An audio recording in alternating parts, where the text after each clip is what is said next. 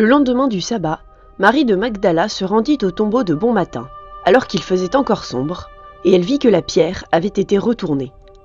Elle courut alors trouver Simon-Pierre et l'autre disciple, celui que Jésus aimait, et leur dit « Ils ont enlevé le Seigneur du tombeau, et nous ne savons pas où ils l'ont mis. »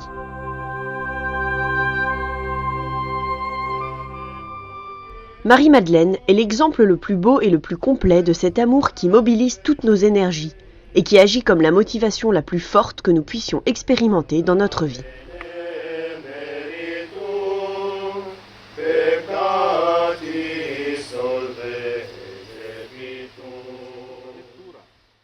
C'est par ces mots que le frère Francesco Patton, custode de Terre Sainte, a commencé son homélie le jour de la fête de Marie-Madeleine, célébrée sur le site archéologique de la ville de Magdala, près du lac de Tibériade, dans la région de Galilée.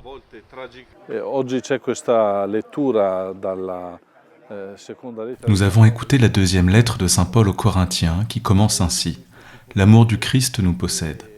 Il m'est alors venu spontanément de saisir cette espèce de parallélisme entre la Marie-Madeleine possédée par 7 esprits mauvais, par 7 démons, et celle dans la rencontre avec Jésus-Christ, qui a été libérée et qui n'est désormais possédée que par l'amour du Christ.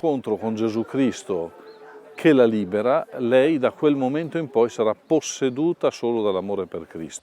Si l'amour ne possède pas le cœur de l'homme, a poursuivi le custode de Terre Sainte, les mauvais esprits viennent nous enlever notre liberté, nous rendent esclaves de la violence, de l'avidité, de la gourmandise, de l'égoïsme et de tant d'autres de ces prisons qui conduisent à l'autodestruction.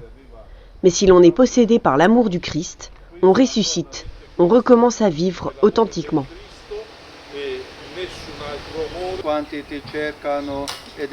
Maria Maddalena è quella che ha avuto con Gesù l'incontro, oserei dire, più significativo. Marie-Madeleine est celle qui, de tous les disciples, a fait la rencontre la plus significative avec Jésus.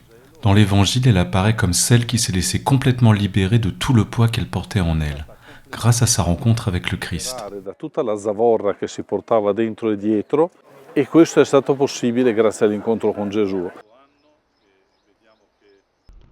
Des prêtres de Galilée ont concélébré la messe, ainsi qu'un pèlerin, son Excellence Monseigneur Mariano Manzana, né à Trente, mais évêque depuis 20 ans de Mossoró, Rio Grande del Norte, au Brésil, et actuellement en visite en Terre Sainte.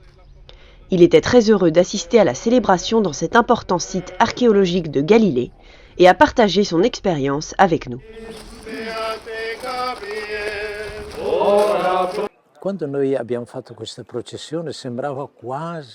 Lorsque nous avons fait cette procession, il m'a presque semblé que l'Église, en route sur cette terre, rejoignait l'Église déjà arrivée à la maison du Père, celle qui jouit déjà du prix éternel, qui loue le Seigneur pour l'éternité.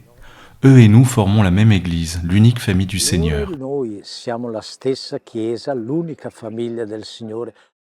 Actuellement, le site archéologique du lieu n'est pas ouvert au public, mais le frère Timoteo Marzalek, supérieur de la communauté, espère que l'ouverture officielle aura lieu l'année prochaine.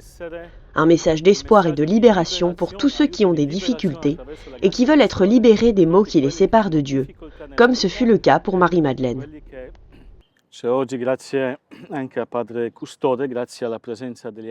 Aujourd'hui, grâce au Père Custode et à la présence des autres religieux, nous avons eu une deuxième célébration liturgique en l'honneur de Sainte Marie-Madeleine, apôtre des apôtres. À travers les témoignages que nous trouvons ici, nous pouvons connaître et expérimenter non seulement la vie de Marie-Madeleine, mais aussi la vie de la communauté chrétienne dans son ensemble.